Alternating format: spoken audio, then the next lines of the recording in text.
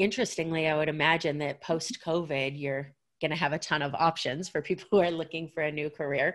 And a lot of listeners of this show are kind of stuck in that black hole of, I want to do this, but everybody in my life has told me this is the way to go.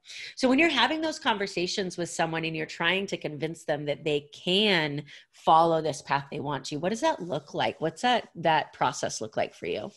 So there's a really good answer derived off of a really shitty tactic that I learned, and I'm sorry to curse a little bit, but oh, it's nothing they haven't heard from me. When I was young in the recruiting world, and like you'd get the person on the other end of the phone be like, "Oh, let me talk to like my wife or husband about it." Like your response, you were trained to respond like, "Well, they're not working the job, you are." Like that was your like how to overcome the objection. But in reality, the bigger picture of that, like if all these people in your life are telling you what to do, like good, they can do that.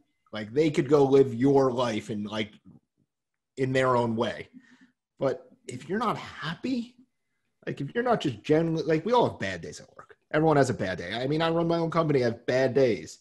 I love what I do, but I have a bad day every once in a while. Like you got to make a change because you only have one go. So like you don't hit 60 and then all of a sudden you're like, oh, let's try a new career and like work another 40 years at a new job.